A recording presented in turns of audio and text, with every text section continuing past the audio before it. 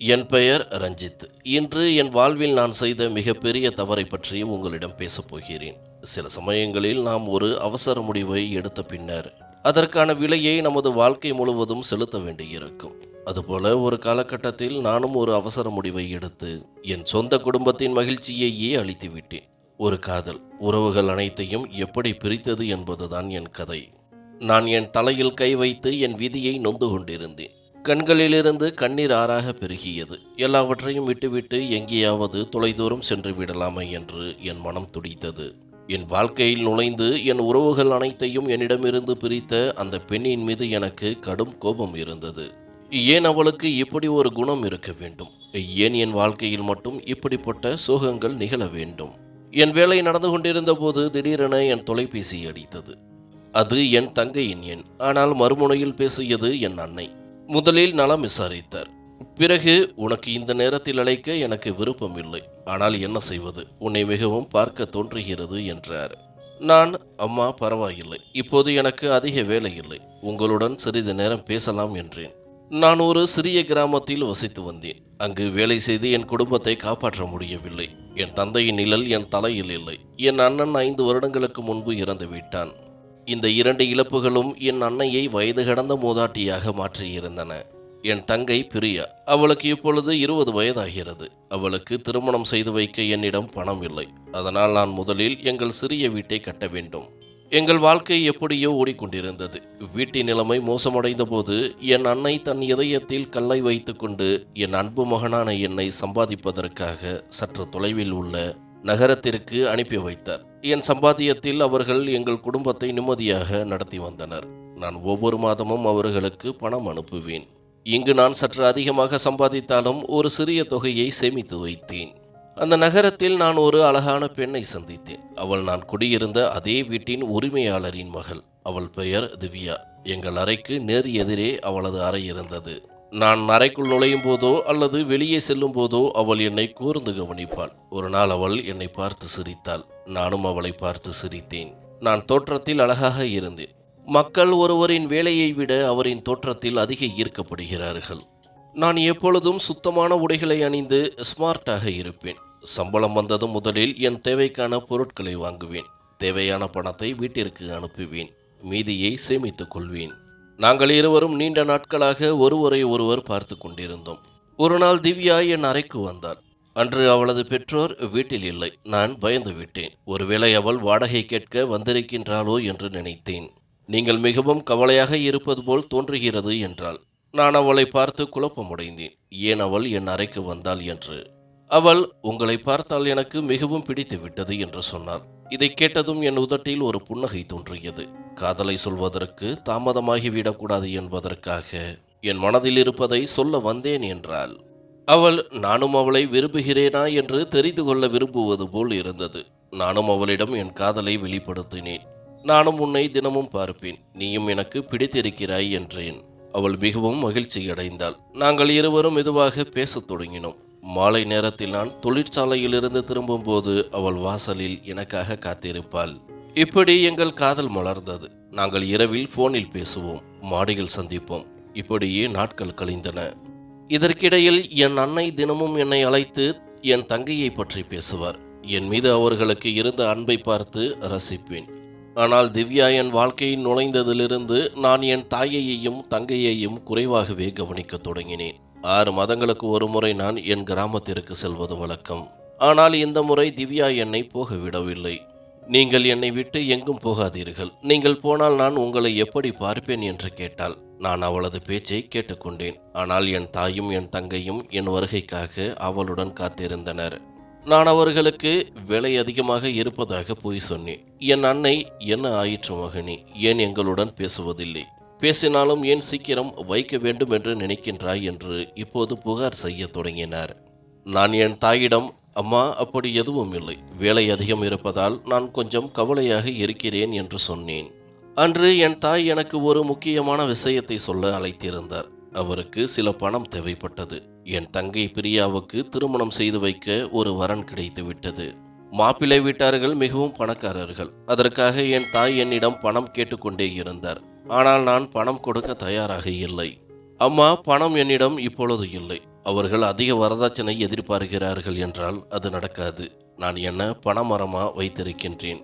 என் சம்பாதியத்தில் எல்லாவற்றையும் உங்களுக்கு அனுப்பி கொண்டிருந்தால் என்னிடம் என்ன மிச்சம் இருக்கும் என்று கேட்டேன். அதற்கு என் தாய், மகனே, கடந்த 2 மாதங்களாக நீ எங்களுக்கு பணம் அனுப்பவில்லை என்பதை மறந்துவிட்டாயா? இப்போது வீட்டில் கஷ்டங்கள் உண்டாகிவிட்டன என்றார். நான் என் தாயின் பேச்சை கேட்கவில்லை. கோபத்தில் என் போனை அணைத்து வைத்து விட்டேன். அதற்கு முன்பு நான் என் தாயிடம் இப்படி பேசியதில்லை. நான் எப்போதும் அவரிடம் அன்பாகவும் மரியாதையாகவும் பேசிக்கொள்வேன். திவ்யாவின் காதலில் நான் மிகவும் பைத்தியமாகிவிட்டேன். வீட்டிற்கு பணம் அனுப்புவதையும் நிறுத்திவிட்டேன். அவள் என்னிடம் ஏதாவது விலை உயர்ந்த அன்பளிப்பு கேட்பாள். அவளை மகிழ்ச்சியாக வைக்க மிகவும் விலை உயர்ந்த பரிசு பொருட்களை வாங்குவேன். இதனால் என் சேமிப்பும் கரைந்து போனது. ஒரு நாள் இரவு நாங்கள் இருவரும் மாடியில் பேசிக் கொண்டிருந்த போது திவ்யாவின் தாய் எங்களை பார்த்து விட்டார். உடனே திவ்யாவின் கையை பிடித்து கீழே அழைத்துச் சென்றார். 2 நாட்கள் திவ்யா என் கண்ணுக்கு தெரியவே இல்லை. நான் மிகவும் கவலையில் இருந்தேன். நான் தொழிற்சாலையில் இருந்தபோது திவ்யாவின் எண்ணிலிருந்து எனக்கு ஒரு அழைப்பு வந்தது. அவள் அழுது கொண்டே, என் அம்மாவிற்கு நம் விஷயம் தெரிந்துவிட்டது. அவர்கள் உங்களை இந்த வீட்டை விட்டு வெளியேற்றி விடுவார்கள். ரஞ்சித், தயவு செய்து ஏதாவது செய்யுங்கள். என்னை திருமணம் செய்து கொள்ளுங்கள். என்னை இங்கிருந்து அழைத்துச் சென்று விடுங்கள். என் குடும்பத்தினர் உங்களோடு என் திருமணத்திற்கு ஒருபோதும் சம்மதிக்க மாட்டார்கள். நாம் இருவரும் இங்கிருந்து ஓடிவிடலாம் என்றாள். அவள் பேச்சை கேட்ட நான், சரி, நான் யோசித்துவிட்டு உனக்கு சொல்கிறேன், எனக்கு கொஞ்சம் நேரம் கொடு என்றேன். ஆனால் திவ்யா, நான் உங்களுக்கு நேரம் கொடுக்க மாட்டேன். நான் உங்களை மட்டுமே திருமணம் செய்ய விரும்புகிறேன் என்று கோபத்தை காட்டினாள். அவள் என்னுடன் பேசவே இல்லை. அவளிடம் பேசாமல் என்னால் இருக்கவும் முடியவில்லை. எனவே கட்டாயமாக அவளை திருமணம் செய்து கொள்ள முடிவு செய்தேன். சமயம் பார்த்து இரவில் நாங்கள் இருவரும் அங்கிருந்து ஓடிவிட்டோம். அடுத்த நாள் காலையில் நாங்கள் இருவரும் திருமணம் செய்து கொண்டோம். என் நண்பர்கள் சிலர் எனக்கு உதவியாக இருந்தனர். பிறகு நான் திவ்யாவை என்னுடன் அழைத்து கொண்டு என் கிராமத்திற்கு சென்றேன். நான் எங்கள் வீட்டின் கதவை தட்டியதும் என் தங்கை பிரியா கதவை திறந்தாள். என்னுடன் திவ்யாவை பார்த்ததும் அவள் அதிர்ந்து போனாள். நான் வெட்கத்துடன் என் தாயிடம் எல்லாவற்றையும் சொன்னேன். நாங்கள் திருமணம் செய்து கொண்டோம். நான் எல்லாவற்றையும் விட்டுவிட்டு இங்கே வந்தேன் என்பதை என் தாய் அறிந்தபோது அவருக்கு பெரிய அதிர்ச்சி ஏற்பட்டது. மகனே, நீ ஒரு பெரிய தவறு செய்து விட்டாய். நீ இந்த பெண்ணை இப்படி இங்கிருந்து அழைத்து வந்திருக்க கூடாது. நம் கிராமத்தில் இப்போது எவ்வளவு அவமானம் ஏற்படும். உன் தங்கைக்கு நான் திருமண ஏற்பாடு செய்து வைத்துள்ளேன். அவர்களுக்கு விஷயம் தெரிந்தால் அவளது திருமணமும் பாதிக்கப்படும் என்றார். என் தாய் கவலையாக தோன்றினாலும் திவ்யாவிற்கு முன் எதுவும் பேசவில்லை. தாயும் தங்கையும் என்ன செய்வதென்று தெரியாமல் தவித்து போயினர். அன்று இரவு என் தாயும் தங்கையும் வெளியே முற்றத்தில் தூங்கினர். அவர்களின் அன்பை நான் மறந்துவிட்டேன். அடுத்த நாள் காலையில் எங்கள் வீட்டின் கதவை யாரோ சத்தமாக தட்டினர். கதவை திறந்த என் தங்கை பயந்து என் பெயரை சொல்லி அழைத்தாள். வாசலில் திவ்யாவின் அப்பாவும் அவளது சகோதரர்களும் கைகளில் பெரிய ஆயுதங்களுடன் நின்றிருந்தனர். நான் பயத்தில் வீட்டிற்குள் ஓட ஆரம்பித்தேன். ஆனால் அவர்கள் என்னை பிடித்து அடிக்கத் தொடங்கினர். என் தாயும் தங்கையும் சத்தமாக அழுதனர். ஆனால் திவ்யா வீட்டை விட்டு வெளியே வந்து தன் சகோதரர்களை அமைதியாக இருக்கச் சொன்னாள். யாரும் கேட்க தயாராக இல்லை.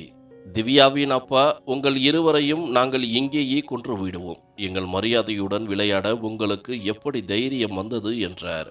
அருகில் உள்ள மக்கள் அனைவரும் கூடிவிட்டனர்.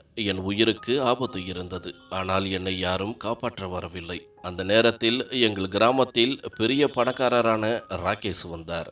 இங்கு என்ன அராஜகத்தில் ஈடுபடுகிறீர்கள்? எங்கள் கிராமத்து மக்களை பிடித்து அடிக்கும் தைரியம் யாருக்கு இருக்கிறது என்றார். என் தாய் ராகேஷ் கால்களில் விழுந்து, எப்படியாவது என் மகனை காப்பாற்றுங்கள் என்று அழுதாள். ராகேஷின் பார்வை என் தங்கையின் மீது விழுந்தது. என் தங்கை மிகவும் கண்ணியமான அழகான பெண். என் தாய், தங்கை, மனைவி என அனைவரும் நடுவீதியில் நின்று எனக்காக அழுதனர். ராகேஷ், அமைதியாக இருங்கள். நான் இந்த பையனிடம் பேச விரும்புகிறேன் என்றார். அவர் என்னிடம் வந்து என் காதில் ஏதோ சொன்னார். அதை கேட்டதும் என் கால்களுக்கு கீழே இருந்த நிலம் அதிர்வதைப் போல இருந்தது. அவர், நீங்கள் உங்கள் சகோதரியின் கையை என் கையில் கொடுத்தால் நான் இந்த மக்களுக்கு பணம் கொடுத்து இங்கிருந்து அனுப்பிவிடுவேன். அவர்கள் மீண்டும் உங்களை தேடி வரமாட்டார்கள். நீங்கள் உங்கள் மனைவியுடன் நிம்மதியாக வாழலாம் என்று சொன்னார். நான் அமைதியாக தலைகுனிந்து நின்றேன். என் தாய் அதிர்ச்சியுடன் என்னை பார்த்து, அப்படியானால் நீ ராகேஷ் சொன்னதை ஏற்றுக்கொண்டாயா என்று கேட்டார். நான் வெட்கத்துடன் தலையை உயர்த்தி ஆம் என்று சொன்னேன். என் தாய் சத்தமாக, நீ என்ன செய்து விட்டாய் மகனே? என் அப்பாவி பெண்ணை ஒரு வியாபார பொருளாக மாற்றிவிட்டாய். உன் சுயநலத்திற்காக என் மகளை அந்த நபரிடம் விற்றுவிட்டாய் என்றார். நான், அம்மா, நான் என்ன செய்வது? என்னை காப்பாற்ற ராகேஷ் மட்டும்தான் இருந்தார். நான் அந்த முடிவை எடுக்கவில்லை என்றால் இப்போது நீங்கள் என் பிணத்தின் முன் அழுது கொண்டிருப்பீர்கள் என்று சொன்னேன். என் தங்கை மிகவும் அழுது கொண்டிருந்தாள். சொன்னது போலவே பணக்கார ராகேஷ் அவர்களிடம் பேசி பணத்தை கொடுத்து எந்த பிரச்சனையும் செய்யக்கூடாது என வாக்குறுதி வாங்கி கொண்டு அனுப்பி வைத்தார். அடுத்த நாள் ராகேஷ் வந்து பிரியாவை திருமணம் செய்து கொண்டு அவளை அழைத்துச் சென்றார். என் தாய் அவளை போகவே விடவில்லை. என் தாய் மீண்டும் மீண்டும் நீ என் மகளுக்கு நல்லது செய்யவில்லை என்றார். என் தங்கை இப்படி போனது என் மனதை வருத்தமடையச் செய்யவில்லை. திவ்யாவின் குடும்பத்தினருக்கு பயந்து இனி நான் வாழ வேண்டியதில்லை என்பதில் நான் நிம்மதியடைந்தேன். என் தங்கை வீட்டை விட்டு சென்ற நாள் முதல் என் தாய் சாப்பிடவே இல்லை. அவள் எப்பொழுதும் என் மகள் அங்கு எப்படி இருக்கின்றாளோ என்று கவலைப்பட்டார். என் மனைவி என் தாயிடம் நன்றாக நடந்து கொள்ளவில்லை. அவள் என் தாயிடம் வீட்டின் வேலைகள் அனைத்தையும் செய்யச் சொன்னாள். குளிரில் வெளியே தங்குவதால் என் தாய் மெதுவாக நோய்வாய்ப்பட்டார். அதோடு தன் மகளை பற்றிய கவலையும் அவரை வாட்டியது. நான் என் தாயிடம் கேட்டால், மகனே, உன் மனைவி பொய் சொல்கிறாள். எனக்கு சாப்பாடு கூட அவள் கொடுப்பதில்லை.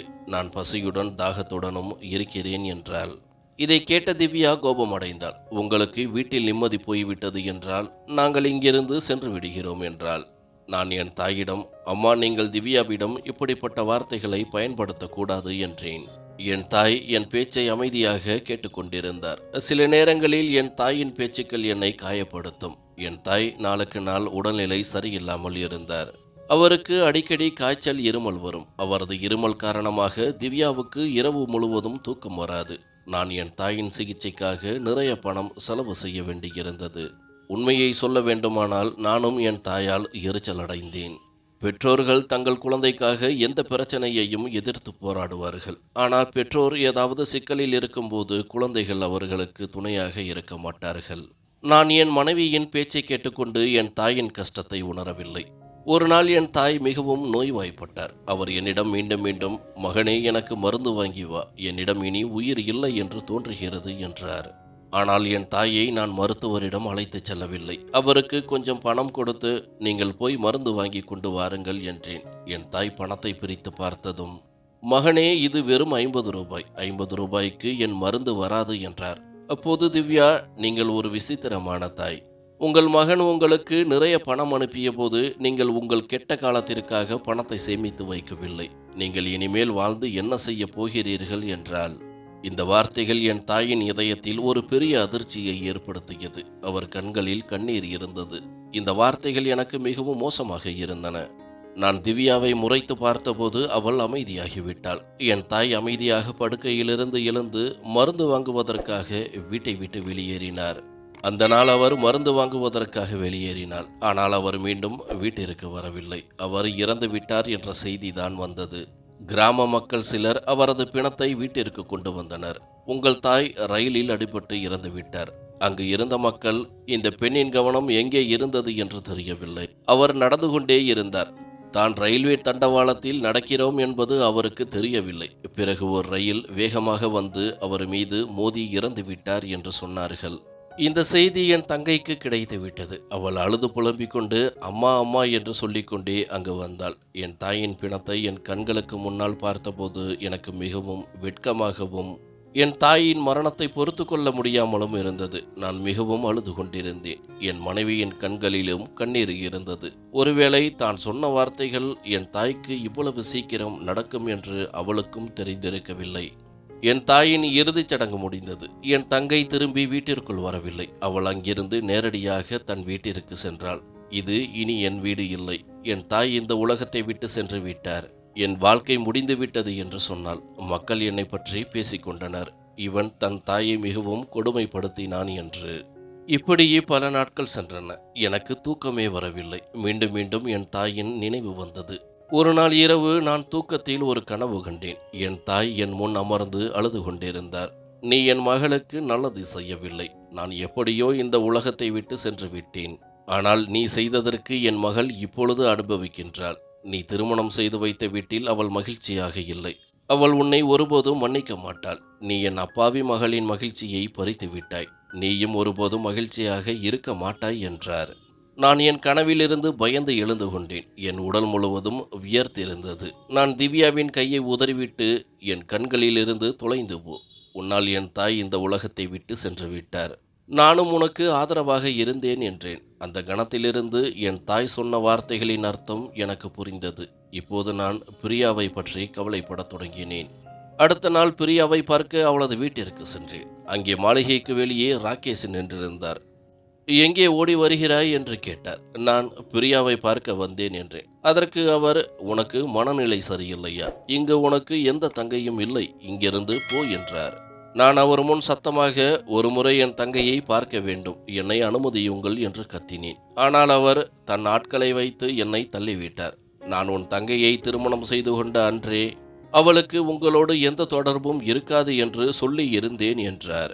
நான் வீட்டிற்கு திரும்ப வந்தேன். இப்போது என் தாய் ஏன் என் கனவில் வந்து அப்படி பேசினார் என்பது புரிந்தது. ராகேஷ் என் தங்கையிடம் ஏதோ தவறு செய்திருக்க வேண்டும். அதனால்தான் என் தங்கையை என்னிடமிருந்து அவர் பிரித்து விட்டார். நான் எப்படியாவது என் தங்கையை பார்க்க வேண்டும். நான் உடனே என் நண்பனின் வீட்டிற்கு சென்றேன். அவனது மனைவி சுமதி ராகேஷின் மாளிகையில் மிகவும் பழைய வேலைக்காரி. நான் அவளிடம் பிரியாவை பற்றி விசாரித்தேன். அவள், உன்னை போன்ற ஒரு அண்ணன் யாருக்கும் இருக்கக்கூடாது. உனக்கு தெரியாதா? உன் தங்கை திருமணம் செய்து கொண்ட நாள் முதல் அங்கு அவள் மகிழ்ச்சியாக இல்லை. ராகேஷ் அவளை ஒரு அறைக்குள் பூட்டி வைத்துள்ளார். அவர் அவளை பயன்படுத்த வேண்டிய தேவை இருக்கும்போது மட்டும் அவளிடம் செல்கிறார். அவள் நாள் முழுவதும் பசியுடனும் தாகத்துடனும் அறையில் பூட்டி கிடக்கின்றாள். அவள் உன்னையும் பார்க்க விரும்பவில்லை. அவள் ஒரு நாள் இப்படியே துடித்துக்கொண்டு இறந்து போவாள் என்று சொன்னாள். சுமதியின் பேச்சை கேட்டதும் என் கண்களில் கண்ணீர் வந்தது. என் தவறின் தண்டனையை என் தங்கை உண்மையிலேயே அனுபவித்துக் கொண்டிருக்கின்றாள். நான் சுமதியிடம் கைகளை கூப்பி, சுமதி, இப்போது ஏதாவது செய்யுங்கள், என் தங்கையை அங்கிருந்து அழைத்து வா என்றேன். நான் அவள் முன் கைகளை கூப்பி அவள் கால்களை பிடித்து கொண்டேன். நான் அழுது கொண்டிருந்தேன். பிறகுதான் அவள் என் பேச்சை கேட்டாள். ஏனென்றால் என் தங்கை மீது அவளுக்கும் இரக்கம் இருந்தது. பல நாட்களாக சுமதி என் தங்கையை அங்கிருந்து வெளியேற்ற முயற்சி செய்தாள். ஆனால் ஒவ்வொரு முறையும் அவள் தோல்வியடைந்தாள். இந்த நேரத்தில் நான் என் மனைவியிடம் பேசவில்லை. என் மனைவி அவளது செயல்களுக்காக என்னிடம் மன்னிப்பு கேட்டுக்கொண்டிருந்தாள். ஒரு நாள் இரவு சுமதி என் தங்கையை அங்கிருந்து வெளியேற்ற ஒரு திட்டத்தை உருவாக்கினாள். முதலில் அவள் என்னிடம் ஒரு தூக்க மாத்திரை வாங்கி வரச் சொன்னாள். நான் அவளுக்கு அதை வாங்கி கொடுத்தேன். அவள் அந்த மாத்திரையை இரவு உணவில் கலந்து ராகேஷையும் அவரது வேலைக்காரர்களையும் ஆழ்ந்த தூக்கத்தில் ஆழ்த்தினாள்.